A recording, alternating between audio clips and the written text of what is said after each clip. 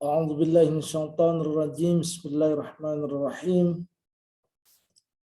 Alhamdulillahirabbil alamin. Wa bihi nasta'in ala umuri dunya waddin. Wassalatu wassalamu ala asrofil anbiya'i wal mursalin. Habibi ilahil alamin.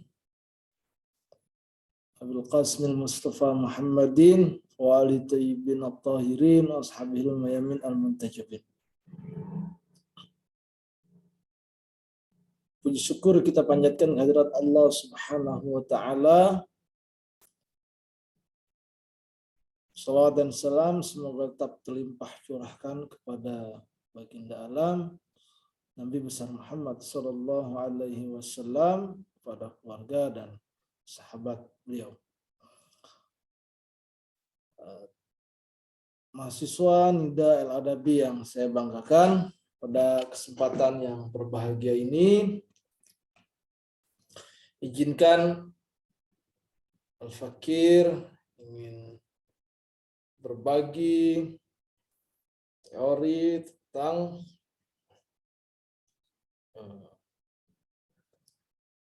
tanggung jawab manusia sebagai observator, sebagai muhakkik, sebagai peneliti. Kita juga di pertemuan yang lalu sudah mempelajari langkah-langkah untuk mendapatkan ilmu pengetahuan ilmiah. Sekarang dan juga Bapak juga pernah menjelaskan tentang 4 macam ilmu pengetahuan. Dan pada kesempatan ini Bapak ingin berbagi tentang dimensi aksiologis. Jika sudah ada ilmu pengetahuan yang berbasis saintifik, yang memang ilmiah, yang memang bisa dipertanggungjawabkan, maka pola atau tataran tanggung jawabnya itu seperti apa? Apakah hanya tanggung jawab terhadap diri sendiri? Apakah terhadap kemanusiaan atau pada dimensi keagamaan atau spiritual, tanggung jawab terhadap Allah Subhanahu wa taala. Sungguh penting ada dimensi aksiologisnya, kemanfaatan, kemudian bagaimana kita mampu mempertanggungjawabkannya. Teman-teman sekalian yang budiman dan yang Bapak banggakan, ada 2 kecenderungan ilmu pengetahuan. Yang pertama, kecenderungan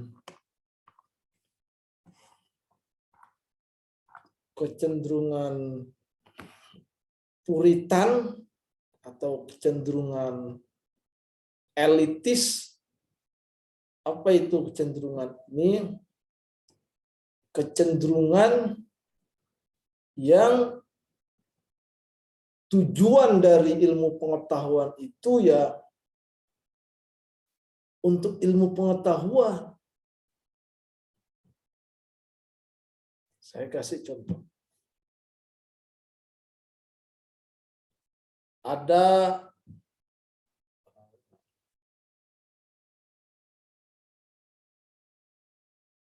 Misalnya belum ditemukan nyamuk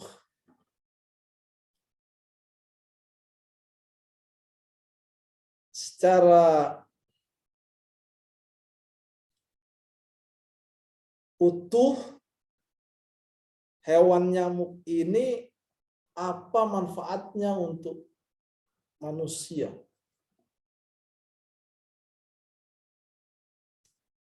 Apa manfaatnya untuk aspek kesehatankah, aspek sosial, aspek ekonomi, dan seterusnya. Jadi berawal dari satu bentuk, satu tujuan.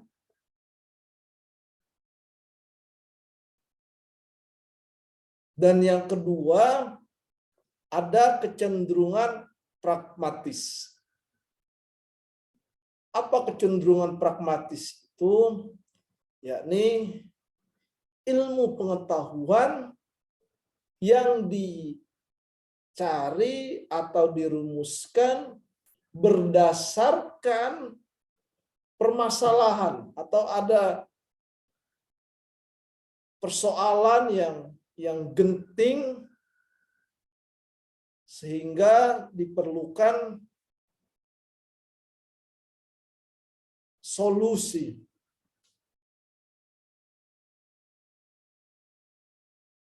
Bapak kasih contoh. Pandemi. Dengan adanya pandemi COVID-19, pakar-pakar kesehatan, khususnya pakar-pakar virus, kemudian melakukan penelitian untuk membuat antivirusnya agar manusia kekebalan tubuhnya bisa tinggi dan yang memang sudah terpapar bisa cepat sembuh.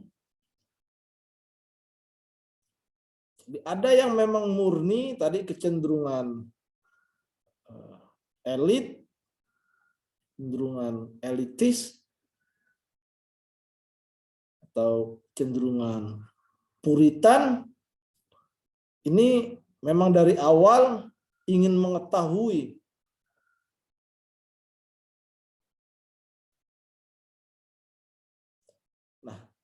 dengan demikian dari dua kecenderungan ini akan muncul rasa tanggung jawab, rasa sensitivitas, rasa empati yang tentu berbeda. Kalau yang tadi, yang kedua itu karena kegentingan, tanggung jawabnya sehingga kita terpacu untuk secara spontan, secara cepat, dan rasa tanggung jawab kemanusiaan kita terhadap nasib orang banyak yang dilanda pandemi COVID-19. Berbeda dengan kecenderungan puritan, ini tidak mendesak.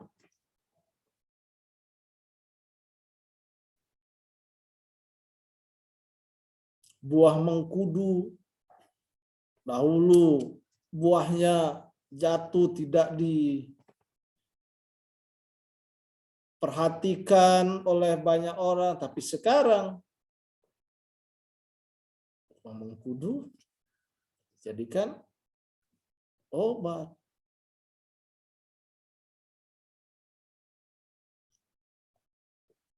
Jadi itu teman-teman sekalian. Sepanjang perkembangan peradaban manusia, intelektualitasnya pun semakin tinggi. Dengan demikian, ilmu pengetahuan yang berbasis saintifik tidak mau kalah, juga berkembang.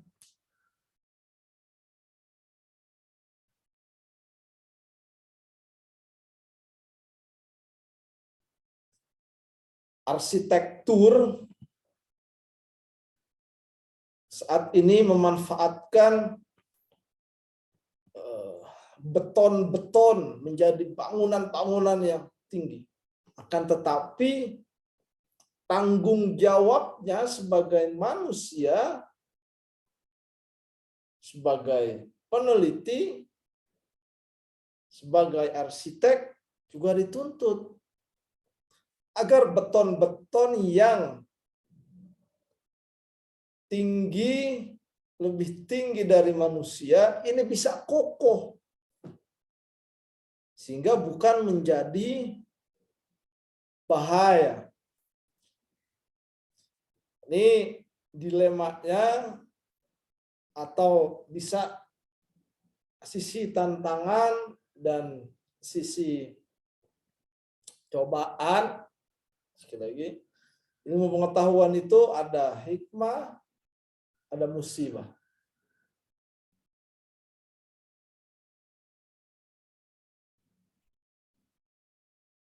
Ada hikmah, ada musibah. Bapak kasih contoh. Perkembangan industri atau teknologi,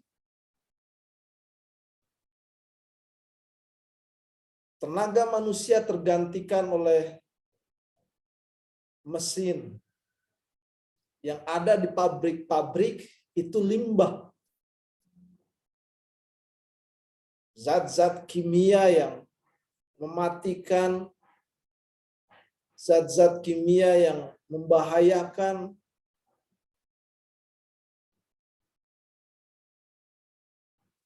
Kalau dialirkan ke sungai,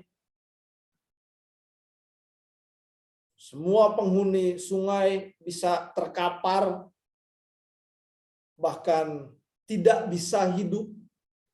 Ikan-ikan tidak bisa hidup lantaran limbahnya. Itu perkembangan teknologi. Ada kemudian bencananya. Dan ini peran atau tanggung jawab dari manusia, bagaimana kemudian limbahnya pun bisa dimanfaatkan agar tidak jadi bencana. Harus kemudian ditemukan lagi, diteliti lagi.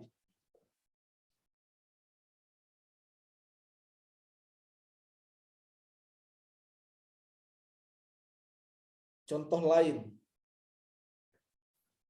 DKI Jakarta, termasuk Bogor, Jabodetabek,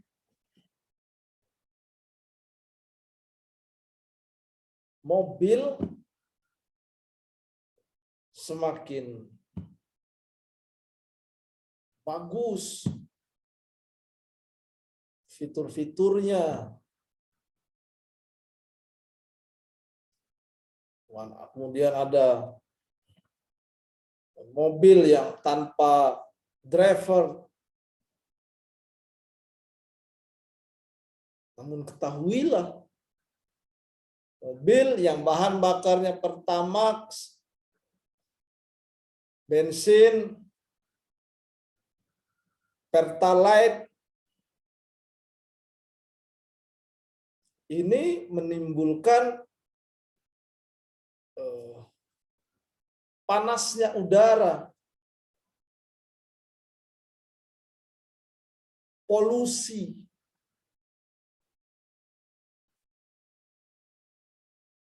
kegersangan. Jika ada polusi, paru-paru manusia yang menghirupnya akan terganggu, tumbuh-tumbuhan juga akan rusak, tanaman juga demikian. Itu lewat perkembangan dari kendaraan atau alat transportasi. Sekarang harus sudah dipikirkan, kendaraan transportasi harus tetap ada perkembangan, harus tetap ada kemajuan, tapi harus kemudian ditemukan juga pengetahuan agar transmisinya ini berubah, jadi ramah lingkungan. Sekarang digalakan nanti kendaraan listrik. Bukan nanti, sekarang juga sudah, baik motor maupun mobil sudah. Sedikit-sedikit.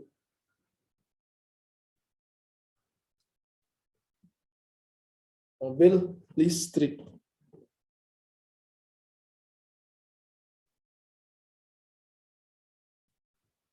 Dari itu ilmu pengetahuan ilmiah.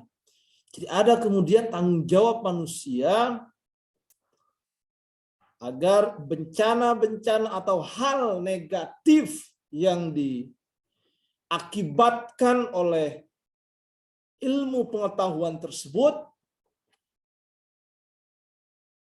agar juga dilakukan langkah preventif, antisipatif, dan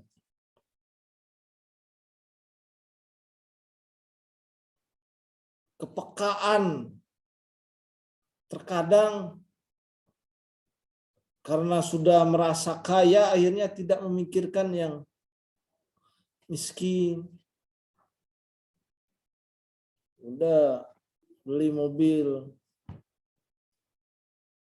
Yang miskin yang berjalan kaki, kesian. Sudah dia jalan kaki, dapat polusi.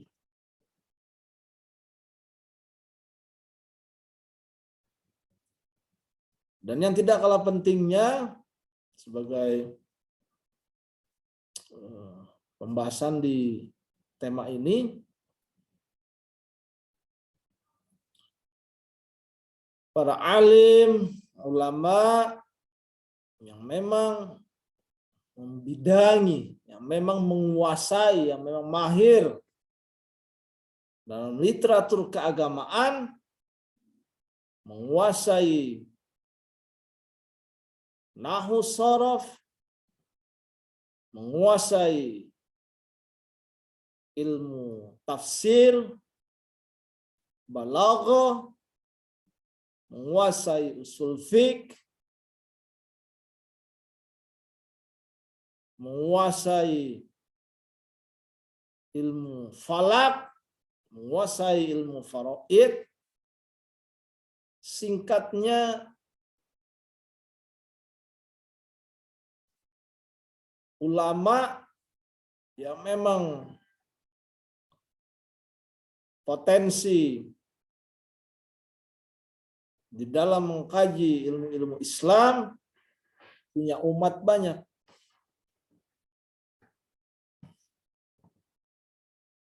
Lantas berijtihad atau mengeluarkan fatwa sesuai dengan permintaan atau sesuai dengan request yang seharusnya haram jadi halal.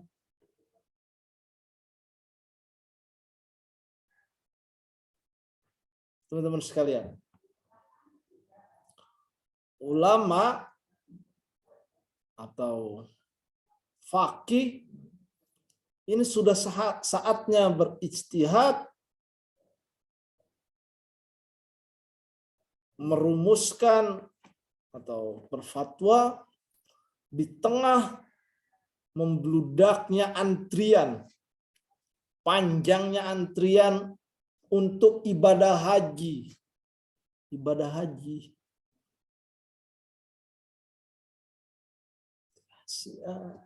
Apalagi yang sudah tua renta harus antri 5-10 tahun. Mau ibadah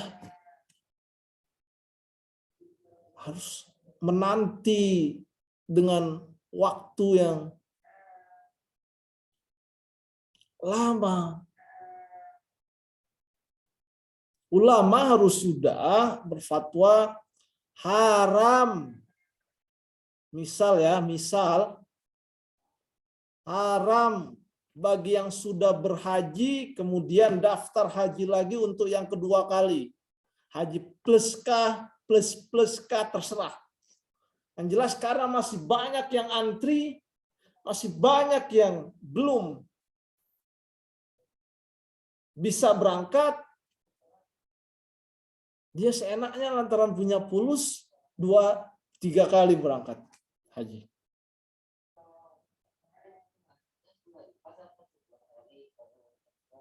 Itu yang pertama. Yang kedua, harus ada solusi agar tidak membludak.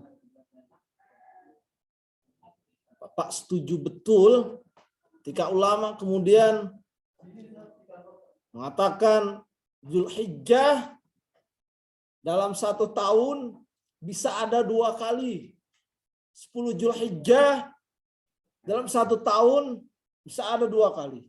Agar apa? Tidak antrian tidak begitu panjang.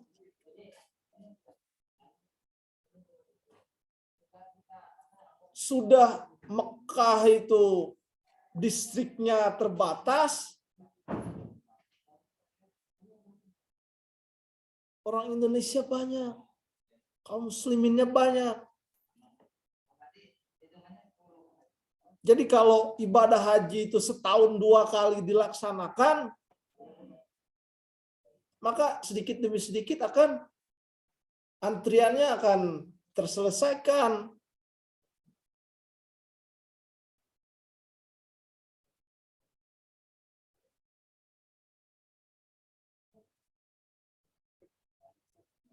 Jadi keranah sana seharusnya ulama harus bertanggung jawab terhadap umatnya ini, harus bisa buat fatwa baru.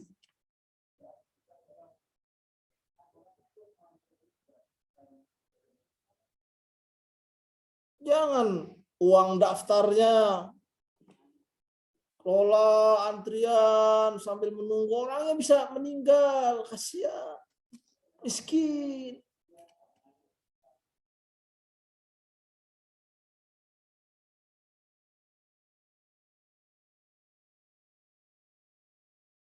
Jadi ulama harus berani kemudian mempertanggungjawabkan keilmuannya dengan menjawab permasalahan-permasalahan umat saat ini.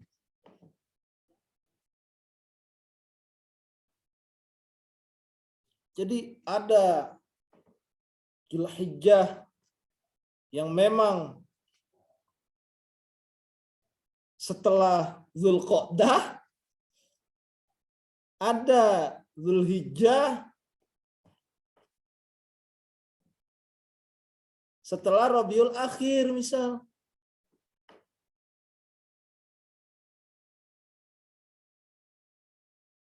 Katakan bukan Zulhijjahnya, katakan 8, 9, 10 ke 3 hari saja. 3 hari Zulhijjahnya itu ada 2.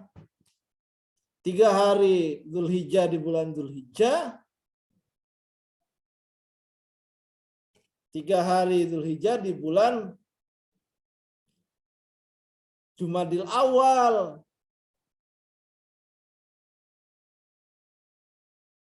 Agar tidak membludak antrian.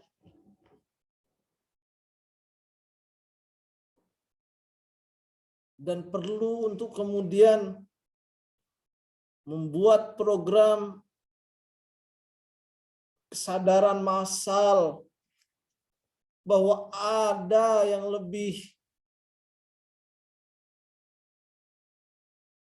manfaat dari ibadah haji. Misal uang ibadah haji dialokasikan atau direlokasikan untuk menjamin pendidikan para yatim, fuqara wal masakin yang memang tidak mampu untuk sekolah. Ini ulama harus berani membuat program demikian, dicerdaskan, ada tanggung jawabnya terhadap keilmuannya.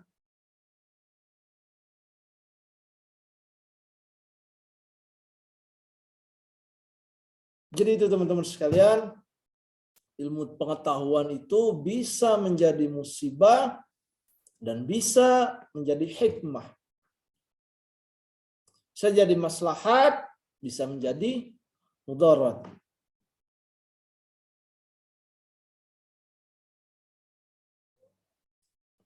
Mungkin itu sebagai